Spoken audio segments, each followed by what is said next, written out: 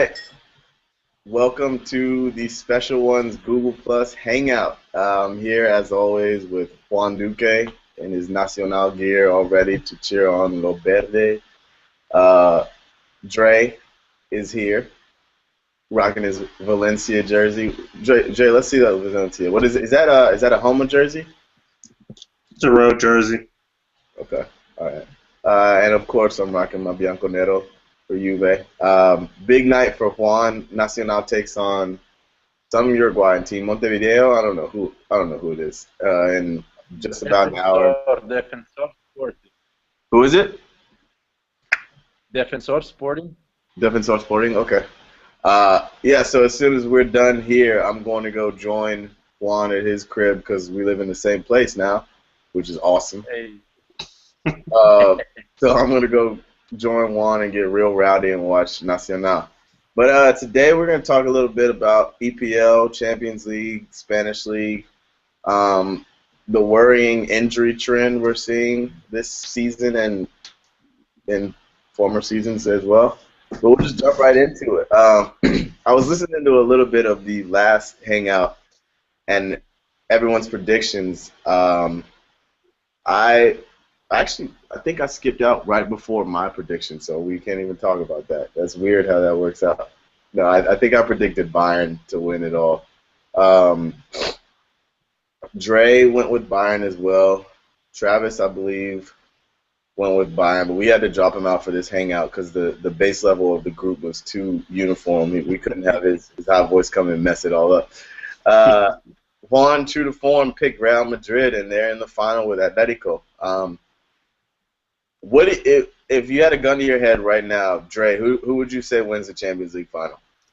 I think Real wins mainly because I think they're the better team. Atleti will play well, will be tight, but this seems like it's been a dream season for them. They're trying to get to Ledesma.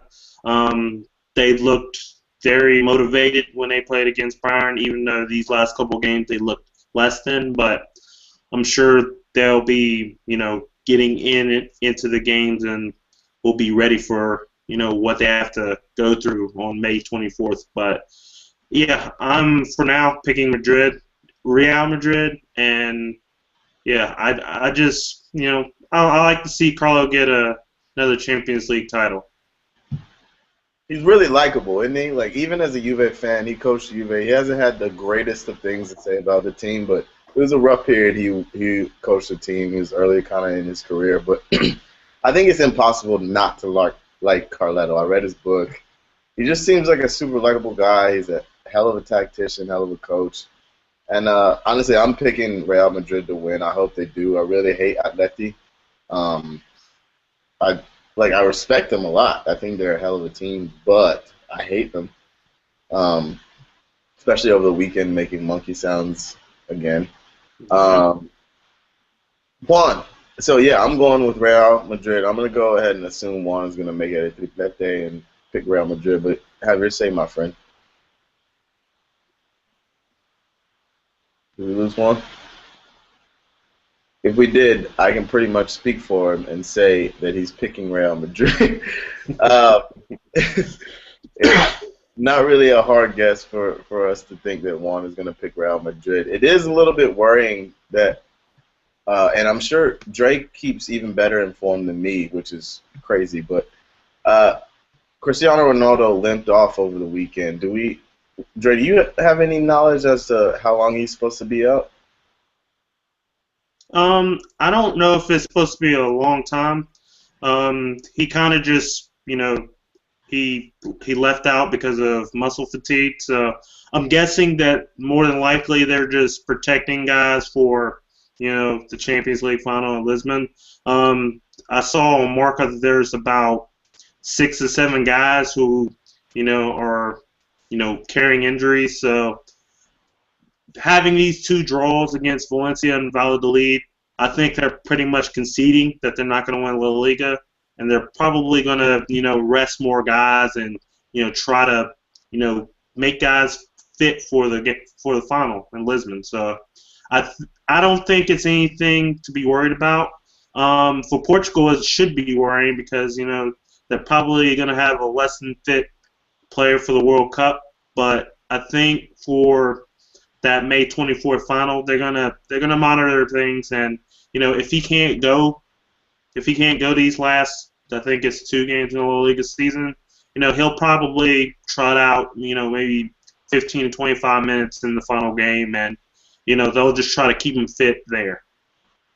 Yeah, I agree. I think it's really interesting to me because I don't know if it was by design or obviously they want them both on the field at the same time, but it's incredible that Ronaldo. We've talked about this before. Real Madrid has basically like a Ronaldo clone to use whenever Ronaldo's hurt. They've got plenty of depth. Like the depth in that team is incredible. They've got Gareth Bale, who is just like a slightly lesser left-footed version of Ronaldo. We just got Juan back. I see him moving in the background. Juan, basically, I gave your prediction for you. I said Real Madrid in Champions League, but if you have anything to add, we would love to hear it. Yeah, so you guys can hear me okay now, right? Yep. Can you hear me? Turn my headphones up. So, Yeah, we got you, Juan, if you want to go ahead. okay, the way I see it is I'm actually going to make a little more bold of a prediction, and I'm going to say that Real Madrid doesn't just win this game. I think they're going to win this game either 3-0 or 4-1. And I'm going to take it even a step further, and I'm going to say Atletico Madrid finishes second in La Liga. I've been saying for a while, and I'm just going to stand by it. Might be me being stubborn, but I keep thinking that at some point the lack of depth is going to catch up to Atletico Madrid. They're going to wear out, and I think it's going to happen now. I think you still need to respect the opponent. Everyone's surprised that they're in the final. I'm not. Barcelona hasn't been able to beat them all year. They should have beaten Real Madrid every single time they played them this year. It's not really a surprise that they were able to knock out a team like Chelsea, and them being in the final doesn't shock me. They are the underdogs, but it doesn't shock me. I just think that based on what I've seen in their last game that they lost in La Liga, and the energy that Real Madrid is seeming to find for these Champions League games because of the depth that they have in the squad, I think Real Madrid is going to be able to do what they haven't been able to do all season with Atletico Madrid, which is overwhelm them. Simeone has been able to go out. He's had a very good, sound tactical approach. The only thing that I see being a big, big question mark in this game is the absence of Xabi Alonso. I cannot stress that highly enough. We've seen in multiple games. I think Yaramendi is a great player. I think he's going to develop very well. But we've seen enough times now that he's not Xabi Alonso. He's not at that level yet. So that is something that people need to keep in the back of their minds. I think if Real Madrid goes up by 1 goal in the first half, I will be bold enough to say that if Real Madrid finishes the first half 1-0 up, that game will end 3-0 Real Madrid or 4-1 Real Madrid. All right, it's on wax now. I'm excited to see it. You could look at their Real Madrid's games against Atletico in 2014. Beat them 3-0 in the Copa del Rey. Then first leg of their semifinals, beat them 2-0 in the away tie, and then drew them 2-2. It seems like Real has got. I keep on saying Madrid. They're both Madrids, but it seems like Real has gotten back into their heads. In which in 2013, they were kind of, wondering, oh, is this team finally going to do it? And they beat them in that Copa del Rey final in 2013. Then they beat them at home, and in the league. But Real Madrid has seemed to gain that upper advantage. So that's going to be something to look for. And Real does not mind taking cracks out of long shots against that tight defense that Atletico plays. And like in the Copa del Rey first leg match, where there was a lot of deflections that went into goals, and Courtois had nothing to do about it. So it could be similar to that type of game, and Diego Costa just doesn't like Pepe, and we're going to see a lot of ugliness out of that. So it should be fun.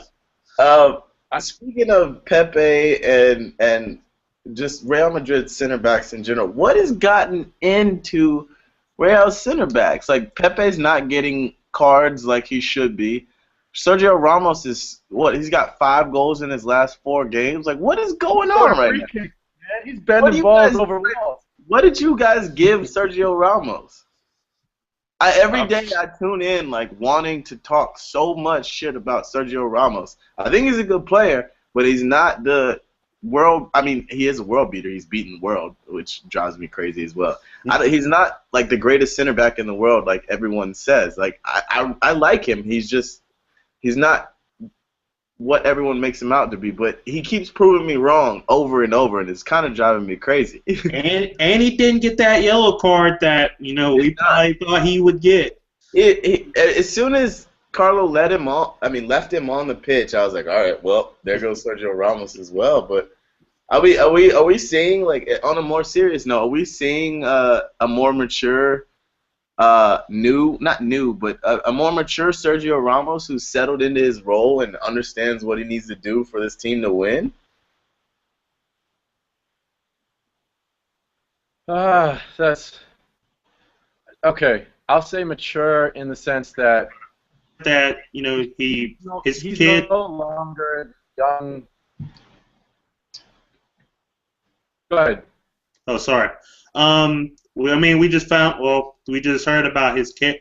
He has a kid now, so I mean, maybe the whole pregnancy and stuff like that's calmed him down and made him at ease that now he's going to be a father and he has responsibilities.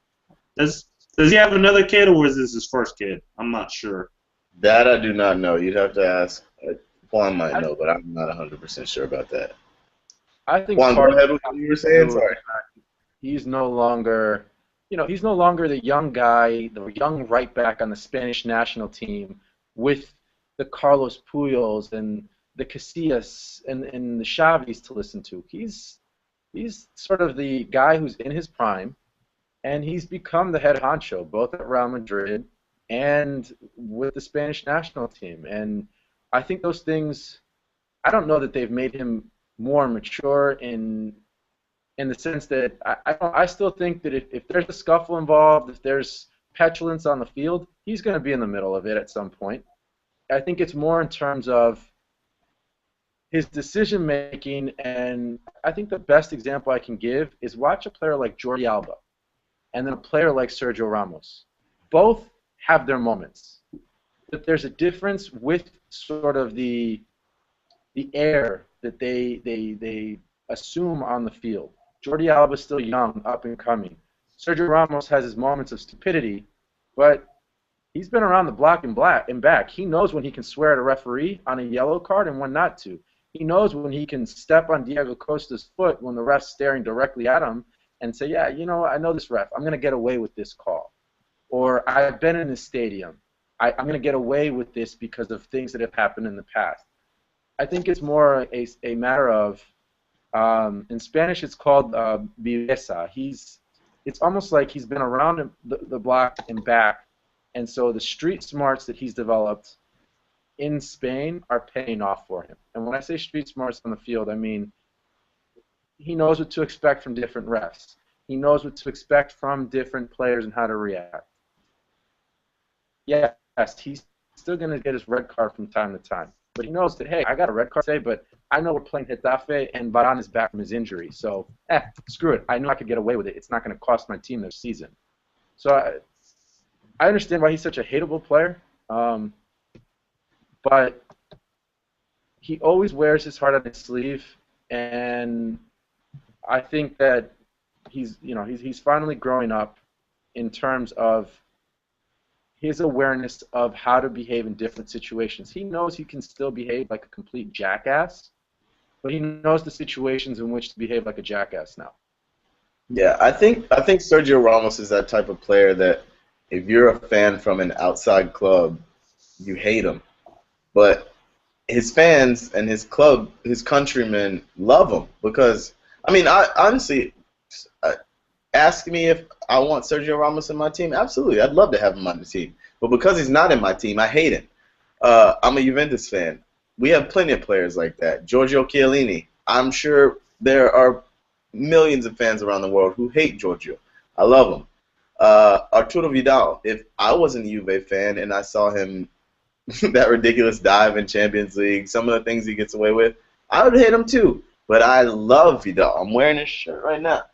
Um, Stefan Lichtsteiner. There are plenty of those players that other fans hate that you, as a fan of your team, just love. I was gonna include Pepe in that group, but I'm pretty sure no one loves Pepe. Maybe his mom. Maybe. Hey man, he relaxed his hair, dog. Saw that. You know.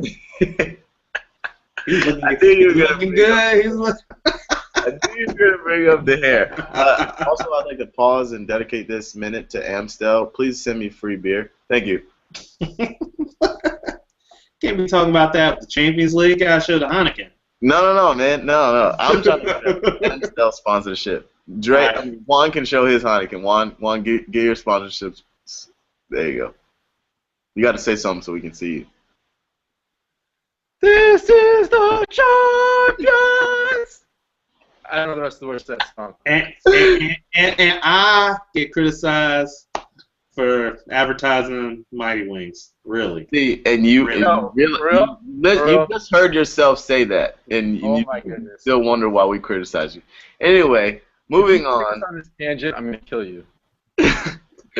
One last thing about Sergio Ramos. We can't underestimate Carlo Ancelotti and all this also because maybe he won't take a few more chances than he should because he has a coach. He obviously loves playing for Real Madrid, but he also has a coach he respects, and he's not going to probably get those red cards that he would get if Mourinho was still around and say, well, bump this. I don't want to be here anymore. I don't want to be out here anymore. The game's getting tough. I'm just going to get a red card, walk off, not say anything to you, and go on. But now he has a coach he respects more, so he decides that maybe I shouldn't make this challenge. Maybe I should hold off. If I do need to make a red card challenge, it's going to be something that is going to be worth the while. Maybe stop a breakaway or goal scoring chance. Yeah, that's a very good point. Carlo's input has probably been very, very instrumental. And it's really interesting. I was talking to a coach earlier today about how different players respond to different coaches.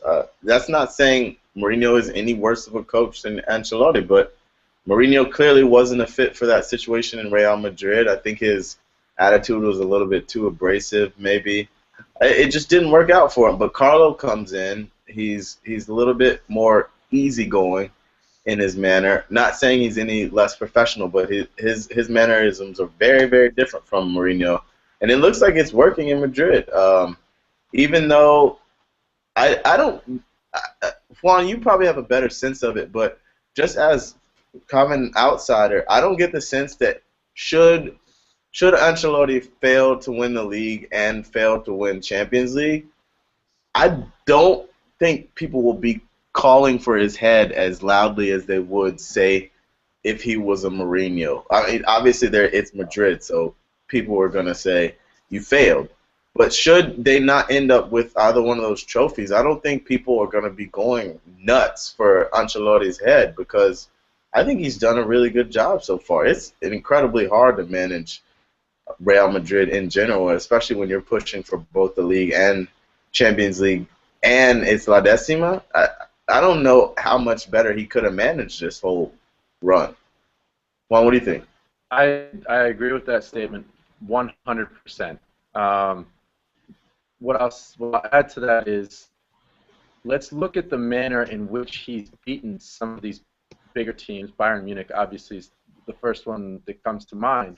But at the beginning of the season, he said to Madrid fans, I know what I've gotten myself into. I know what's expected to win. I'm expected to win well, whether that's by a lot of goals or by fancy play. I can't be the guy that shows up and plays a tactical game. I need to play a game that people are going to come and pay to watch and enjoy. And, I mean, if you look at what Ronaldo's done, how Bale has come along, when Hesse was on the field, Di Maria, he was playing very direct soccer. Things that you want to see a guy running full speed and sliding in for headers, dropping 40-yard bombs. Like, he made it clear, we're here to play, and we're going to play. I've got a fast team. I've got an athletic team. We're going to play fast. We're going to play direct.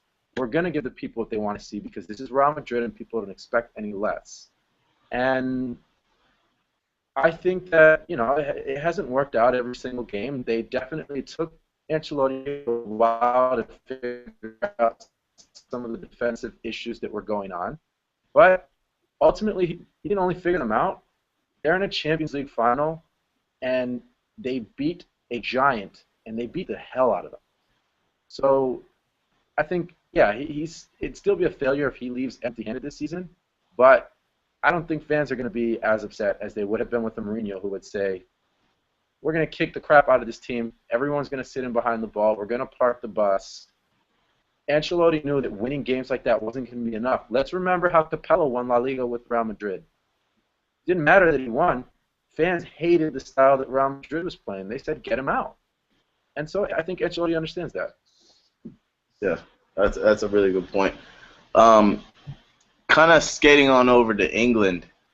A lot of what I've seen, and I'm sure you guys have seen it as well on social media, when Liverpool had their collapse against Crystal Palace, a lot of fans moaning and saying that not necessarily it's a failure, but a lot of disappointment on the Liverpool side, which I can understand, but it's a lot. It was the atmosphere was around the club is really weird to me because if you had said to a Liverpool fan at the beginning of the season, hey, we'll give you second. You're not going to win the league, but we'll give you second. I guarantee you every single Liverpool fan would have just taken it outright. No questions asked, nothing. But now, because they had the taste of victory like right in their hands and it slipped out, it slipped like Gerrard slipping on a banana peel with a back pass. But we're not going to talk about that. Too soon. But honestly, what Brendan Rodgers and what Liverpool achieved this season was ridiculous. Like when you look at their squad on paper, there's no way they should be pushing for a title. They're still in it, honestly. We know they're mathematically still in it. All it takes is a Man City slip up and them to win. But who would have thought on the 38th match of the season, Liverpool was at the very top of the league, right behind Man City, pushing to win it.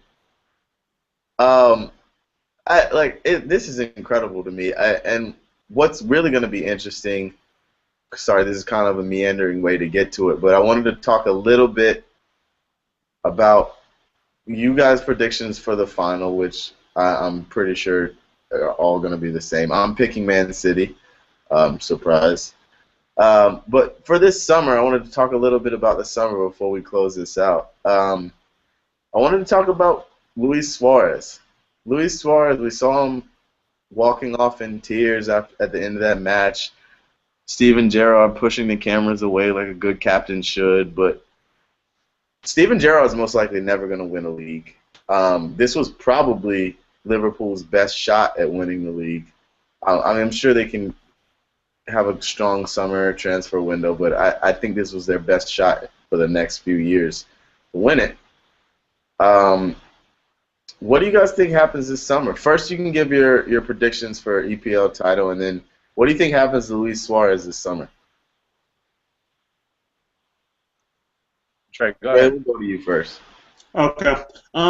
Yeah, I think City's gonna close it out. All they need is a point against West Ham at home, and they've only dropped 2 games all season. One was against Chelsea, who hardly dropped against the top team anyway. So I don't think, all they need is a point really, and I don't think Liverpool's going to make up that goal differential.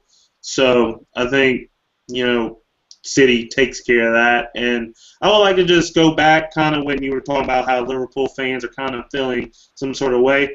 you kind of answered their question when you said this might be their best chance to win, because it ain't about. I mean, obviously they take Champions League football, but it's about catching back up to Manchester United in their trophy haul. So maybe they're thinking this might be the best chance we can get to at least, because they're down one now, and would they be equal if In terms of English, in terms of just they're on domestic titles, right? I believe United's on 20. If you guys can correct us if we're wrong, tweet us at the special ones 1. But I believe Liverpool's on 19 and Manchester United is on 20. Yeah, so I mean, that's a huge thing for both, even Manchester United. I mean, hell, you see United fans cheering for City now, and who would have thought that would happen? But yeah, so maybe I think they're just thinking, man, this was it. We had it. We had it. We draw with Chelsea and we don't slip up against Crystal Palace. It's our title. So maybe that's how they feel, and I could kind of get that. As for Luis Suarez, I have no clue. He's going to say all the right things right before the season's over. He's going to say he's going to want to stay, and he's not going to really, push that Real Madrid. He's like, I'm going to stay here at Liverpool. We have Champions League football, so I'm going to stay for that. Once that World Cup, goes through and ends, people in his ear, there's going to be a lot of talking. So, I'm not even going to try to predict it, because at the end of the day, there are a lot of moving parts, and sure, Real Madrid can make the offer that he can't refuse, but it's just going to be what Liverpool does. And for now, I'm just going to say he's going to stay, because that's what he's going to say right now. But that's a fluid situation. Yeah, I think that's probably the safest answer, honestly. A player can say they want to stay all they want, and then a club can say they want to keep them. But what's to prevent? I mean, what do you say when Real Madrid comes in, where honestly most players dream of playing? If you ask any player when they're a kid, like, where do you want to play when you grow up? It's for younger kids, it's probably Barcelona, but Real Madrid is just about at the top of that pile for anyone. There's a reason they get the very best players every year. And honestly, if, say, Real Madrid came in hypothetically with some sort of Bale-esque offer, what is Liverpool going to say? I mean, Luis Suarez fulfilled every promise he made them. He wanted to get them to Champions League football, and then from there, I mean, he's done his job. He scored. He equaled the British record goal tally. He's bled sweat, blood, and tears for that club. And if they can come in and get a world record bid for him, and then use that to restructure their entire team, bring Fabio Borini in. He did them a boom this year. Get a real defense and another striker. I think everybody's happy. Luis Suarez gets to go play for Real Madrid. Real Madrid becomes instantly probably the best team in the world because they have Ronaldo, Bale, and Suarez. And then Liverpool has about 100+ million euros to spend. But this is all, again, hypothetical. But Juan, what do you think? I actually think he's going to stay one more season. I think he'll play that first year of Champions League with Liverpool, and if we see him leave Liverpool, it'll be after that. But things to also consider if he were to leave. Let's think about the fact that if he went to, say, Real Madrid, because that's the team we're talking about, he's going to a country where it's a Spanish-speaking country. We forget the difference is in a person's lifestyle, especially someone who has a family. Those things make a big difference. To be able to go to a country that speaks your native tongue. Honestly, I don't care how anyone feels about Luis Suarez as a person or as a player. You can feel about him to himself, but the amount of unwanted attention he gets in England the way he gets treated on a daily basis, the abuse that he endures on a daily basis, those are things that you couldn't blame him if he finally said, I give in. I don't want to deal with the British press anymore. I want out of this. I am good. I am good enough to play for one of the world's best teams historically, and I want to not just be in Champions League. I want to be in a position to actually win it. And you can't blame a guy for saying, I want to get away from the fact that my family is never left in peace. My wife can't go through a mall without people running in and pretending like they're going to bite her. Stupid things like that. He may have brought them on himself, but they wear on you.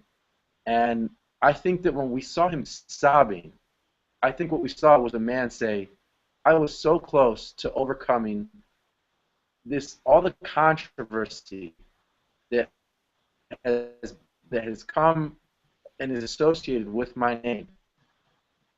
And people want to say he's a cheat. All right, Manchester United fans who are out there crying that he's a cheat, you forget that you once had a player called Cristiano Ronaldo who dove more than anyone at the time. Are we forgetting about that? No. I mean, it's funny how quickly. No, the ghost of Cristiano Ronaldo scored all the goals. We nobody saw him dive here. The ghost of Cristiano Ronaldo, he scored every goal, no diving. You didn't see him do any of that. You didn't see him hit nobody or nothing. Of course not. It's funny to me how quickly people forget things like that. Okay, maybe Cristiano Ronaldo didn't bite anyone. Maybe he wasn't involved in a racial controversy. But what I kept seeing was, why is he crying? He's a cheat. Well, I don't believe he's a cheat. But this was a guy who's given everything he possibly has. And what we saw was him just pour it out and say, I gave it everything. We lost it. This might be, and I think that he'll honor that 1 year of Champions League play. If he doesn't, I don't blame him. But this is an opportunity that's tough to refuse, to get away from that past that's haunting you, move on to new pastures, and people can say what they want.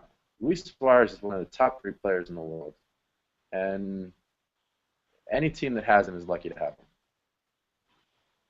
Yeah. Wise words from a Nacional fan.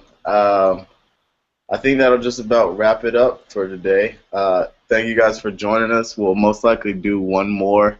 We'll try to get one more out before the season's over or right at the season's end, and then we'll launch into like World Cup previews and things like that. Keep an eye on the Special Ones Twitter account. We'll be rolling out some new things in the coming months. Thank you guys, as always, for supporting us. For Juan Duque and Andre Sherrard, I'm Aaron West, and we'll catch you guys next time. Peace. Thanks, guys.